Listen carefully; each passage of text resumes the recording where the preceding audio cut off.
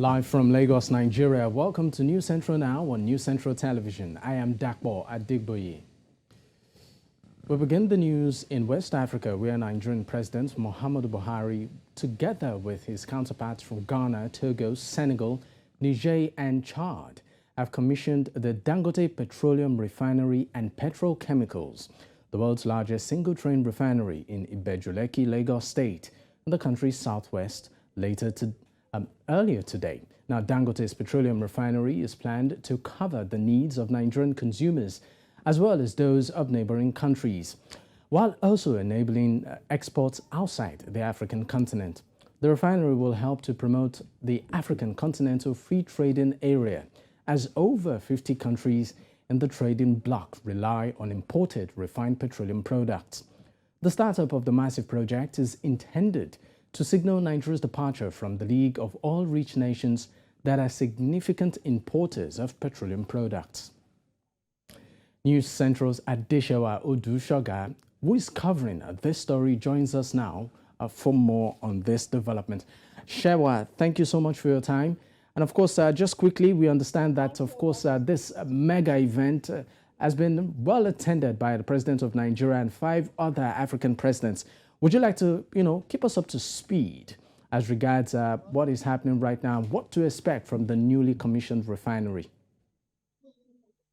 All right, thank you, Dapo. As you may have known, the facility, that's the Dangote Refinery and Petrochemicals, has just been commissioned today, led by the President of Nigeria, that's President Muhammadu Buhari.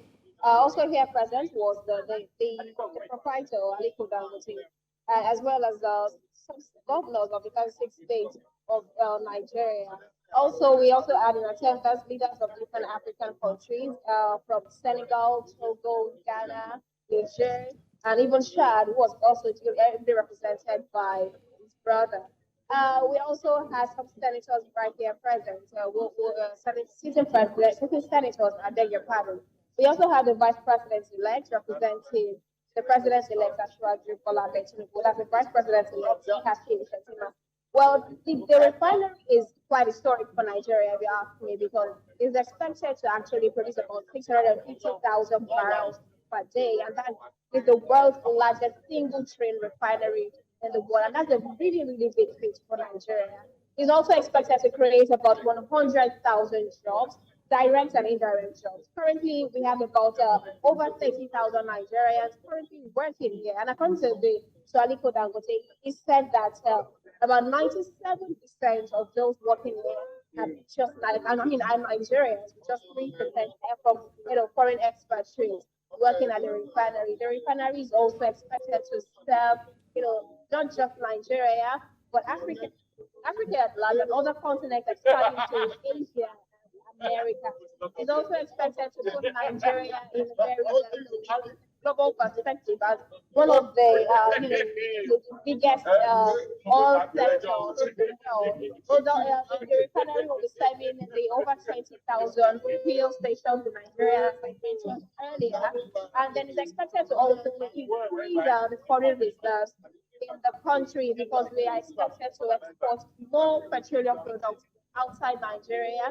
And then, for a fact that while the exportations increases, it means well for the foreign reserves.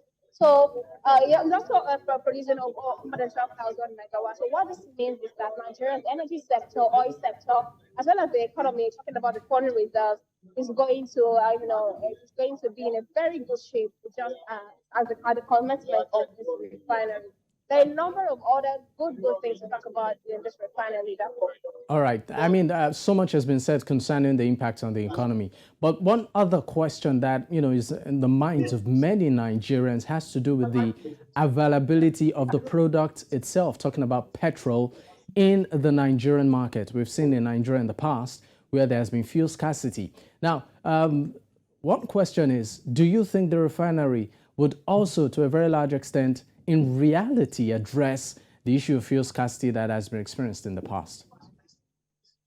Yes, very well. According to Alhaji Aliko Dangote, who is the major man here, he said that if this refinery has the capability to serve Nigeria 100% of Nigeria's fuel demand, what that means is that we are not going to No, they probably not hear about anything about fuel scarcity again in Nigeria. So it means that there is enough, petroleum product that is available for the full consumption of Nigerians. For it to even serve as much as serve Nigeria and even outside Nigeria to Africa at large. So it means that fuel scarcity is going to be a thing of the past. Just by the advancement of production here. Also, you mentioned that the first products would be out towards the end of July to the beginning of August, and so we expect to see an abundance in fuel in Nigeria, and also to a very large extent, the energy sector will also be better for it because the refinery is also going to be producing thousands of megawatts that is expected to serve a part of Nigeria. So we expect to see a very major, a major boost and a positive turnout for Nigeria's economy. As we may have known that the energy sector and the oil sector has been one of the challenges that investors have been facing in Nigeria, and this has also affected the ease of doing business. So when we see a major improvement in the energy sector with the production of the megawatts and also enough fuel the demands that's going to meet up with the demands of Nigerians. I mean, enough of fuel supplies, I beg your pardon. So we expect to see that Nigeria's economy is going to see a major turnaround, right. towards the middle of the year. So, I mean, I just hope that Nigerians, and even the political leaders are able to, make good use of what we now see now. I mean, Nigeria is now home to the world's biggest single train refinery. That's a really good thing to be asking. All right, thank you so much for your time, Adesewa Odusoga. Thank you for having me. Yeah.